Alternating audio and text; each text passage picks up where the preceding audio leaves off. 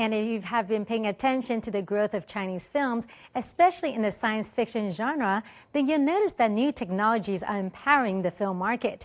And I'm sure many of you can agree with me that it's sort of shaping the future of the industry here in China. Now, over the weekend, I went on a stroll around Beijing's Hohai, which is a lake that is enveloped by the traditional courtyard houses and lanes. And every time I'm walking through these old narrow alleys, I'm fascinated by the aesthetics of these ancient structures, which more often than not use mortise and tenon joint techniques. And these methods can be traced back to 7,000 years ago. Inspired by the no-nailing and hammering approach, an artisan in China's Zhejiang province is coming up with the new products set to amuse the old and the young. Let's hear his story. 这里分一层，这里分一层，然后去3层去做，因为这个有9公分。In a studio in the Xihu district of Hangzhou City, Liu Wenhui and his team are finalizing the design details for some new products.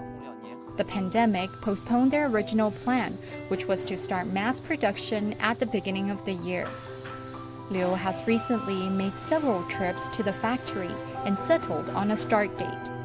In just over a month, these colorful wooden building blocks that Liu's team has been working on for nearly 4 years will be officially launched. 代表了一种结合。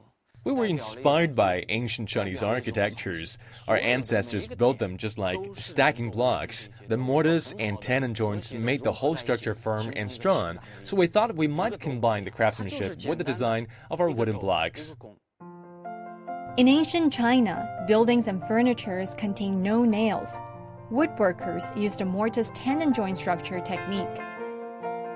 The concave-convex interlocking method held 2 pieces of wood together. The earliest mortise tenon joint structure was found at the Hemudu culture ruins in Zhejiang province. It is believed that the technique dates back 7,000 years ago.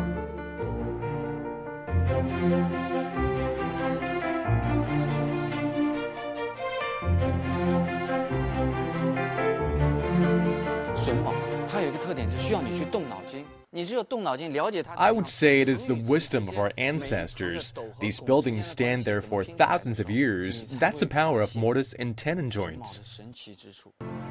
After graduating from college, Liu went into design work and then moved to Vietnam to do engineering management.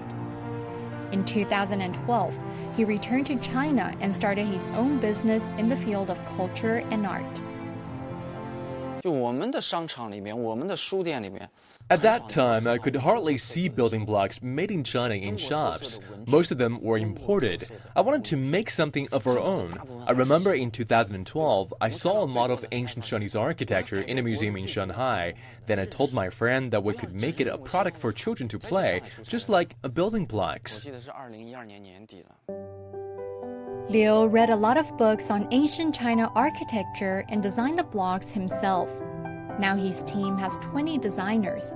Their goal is to launch a new product every month.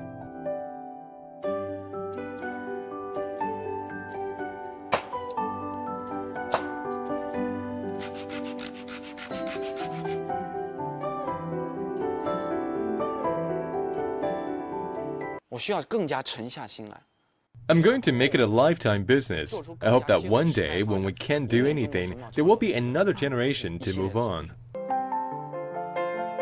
Ling Ling, CGTN.